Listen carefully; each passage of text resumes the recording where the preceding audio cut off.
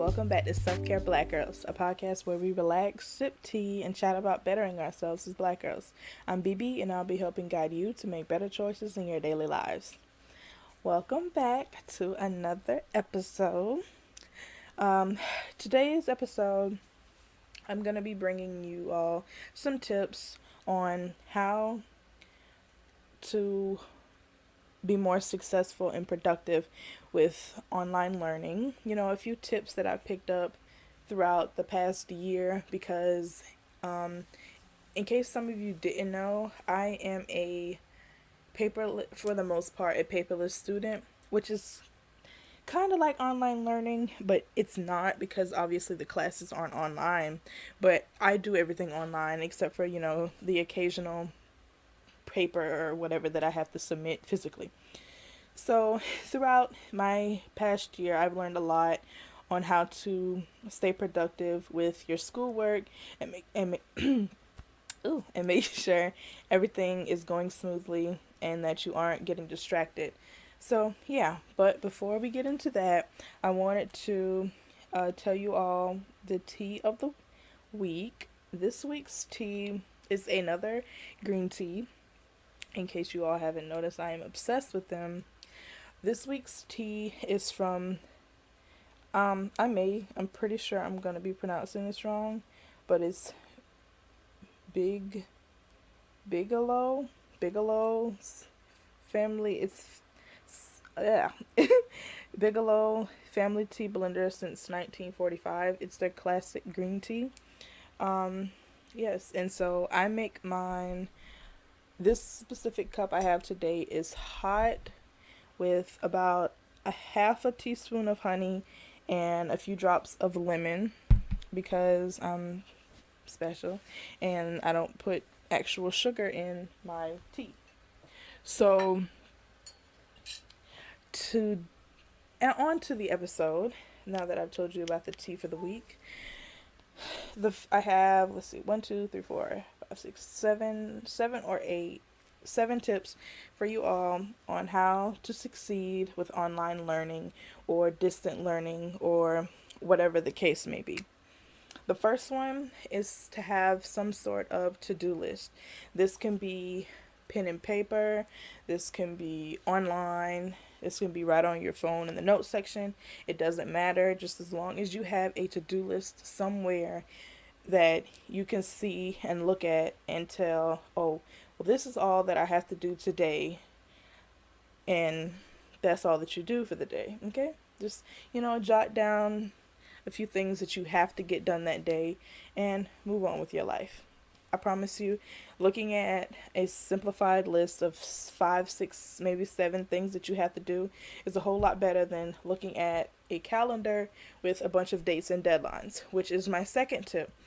Even though I just said having a to-do list with specifics on it is better than having a calendar, that does not exclude getting a calendar. You need a calendar to keep up with those important dates and deadlines so you can better build your to-do list and what all you need to get done that specific day.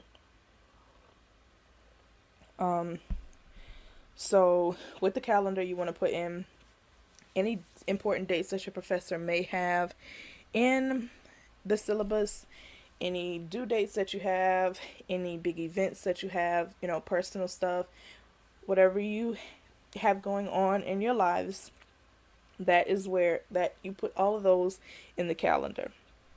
So get a calendar and a to-do list. Those go hand in hand. Though some calendars have a place depending on which format you get. Not really with the monthly spread, but with the weekly and definitely the daily, there's room to write a to-do list. So you may be able to keep those together.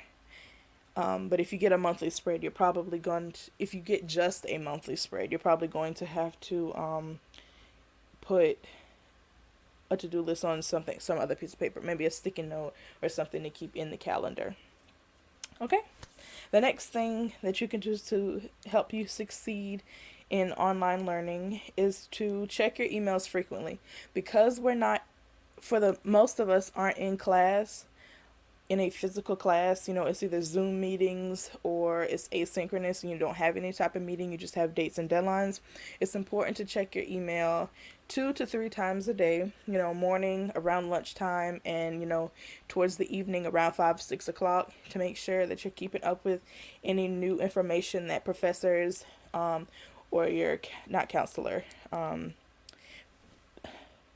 not counselor, your advisor or the dean or your whoever the case may be, that you're keeping up with any new information that they're spitting out, because now that you are in online learning, the only way that they're going to get in contact with you is either through email or through phone calls. So just make sure that you're checking your emails frequently and not missing out on any information, because who knows, maybe your whole class is behind schedule and there's no way you're going to get to chapter 3, chapter 4, and the professor emails, hey, we're not going to get to this chapter, just cut it out. Now here email goes sitting in your inbox for God knows how long, and you didn't know because you didn't check your emails, and now here you are stressing about finishing chapter 3 when you didn't even have to. So check your emails frequently, make sure you're up to date with new information. The next tip is to learn the new software. By now, I'm pretty sure everybody has had some type of encounter with Zoom or some type of video conferencing at this point. I hope. I'm just assuming. So, but it's important to make sure that you know how to function the software that you're using. You know how to raise your hand on there with a little button, how to enter the room, because there may be a password, all that stuff that comes with video calling, or whatever the case may be. Maybe it's a lockdown browser for a test or something like that. Just make sure that you are familiarizing yourself with that software, because if you don't, if it's the lockdown browser, here you go the day of the test and you're struggling to get into the system, and maybe you've got a really strict professor and they're like, well, I told you to go learn the software, you didn't do it, it's your fault, you failed the test, boom, now what, you're stuck.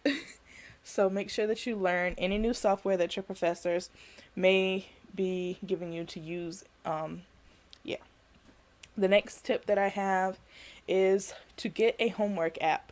There are so many out there, and a lot of them do require you to pay, but I have 2 apps that I have switched between throughout the past year. And the first one is called eGenda, and the other one I think is just simply, it's Homework Pal.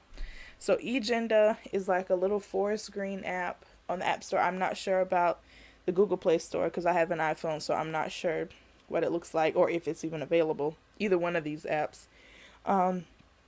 The eGenda app is a little forest green app with like a little list outline on it, and the Homework Pal app is a blue app with a white check mark in a circle.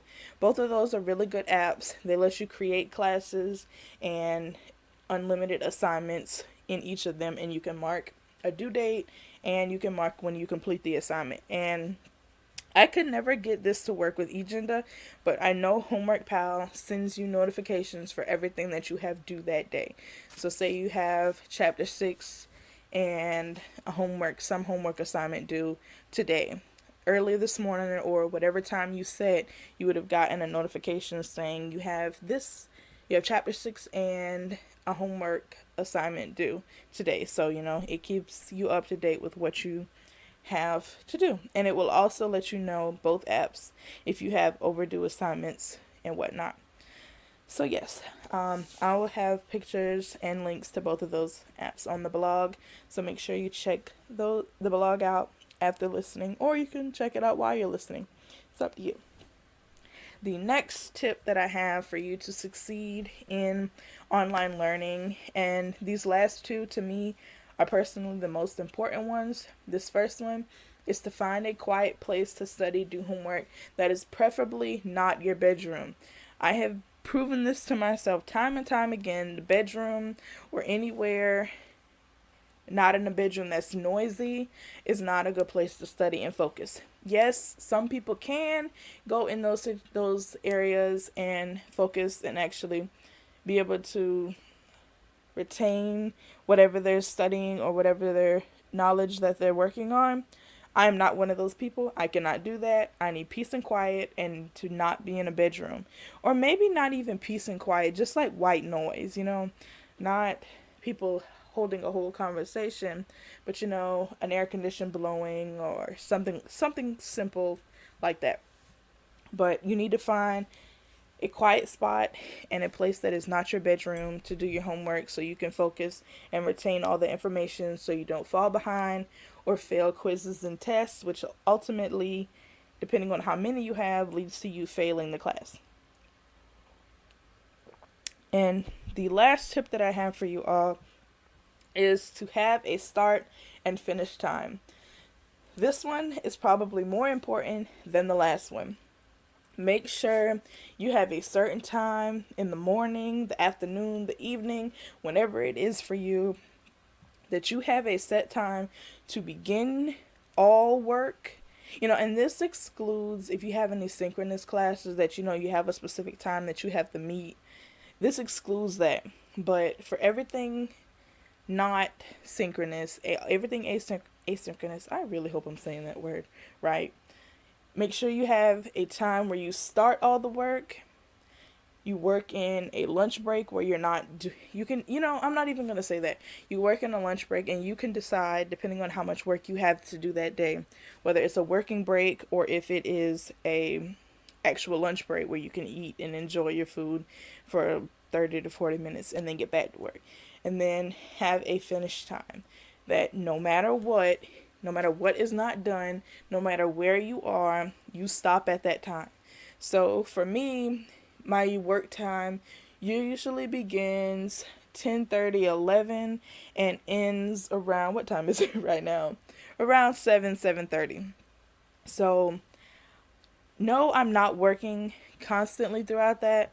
I do work in, 5 and 10 minute breaks, throughout that time, but I get a lot of work done, so I don't have a lot of work to do the next day, or I'm not working late into the night and not getting the right amount of sleep that I need for the next day to begin this cycle all over again. So make sure you have a decent start time where you're not still groggy from sleeping, you've eaten breakfast, you're ready to get into your work zone, and make sure you have a finish time where no matter what isn't done, you just stop. You put everything away and you relax. You eat dinner if you hadn't already. You just enjoy the rest of your evening, night, afternoon. It depends on whenever you started and how long you plan on working. But yeah, those are all the tips that I have for you all today. I will have a little bit more information on a few of these topics on the blog. So if you want a little bit more information, I'm not sure which ones, but I'll be sure to specify which ones I talked about more on the blog in the Instagram post for this episode. So make sure you follow me on Instagram and you're following me on the blog so you get notifications when I upload, and turn on your post notifications on Instagram so you also get notified when I upload on there. But that is all that I have for you all this week. I hope you all enjoyed the episode, and I will see you all next week. Bye. Thanks for listening this week. If you have any questions, want to share a story, or be featured in our Q&As, send them to me at selfcarebgirl@gmail.com or submit them on my blog at selfcareblackgirls.com. While you're over there, subscribe and join so you never miss anything. Subscribe, rate, and review us on iTunes to help spread the word. You can also donate one time or monthly by clicking on the Patreon link on my blog. There are rewards. Thanks again for listening, and don't forget to stay beautiful.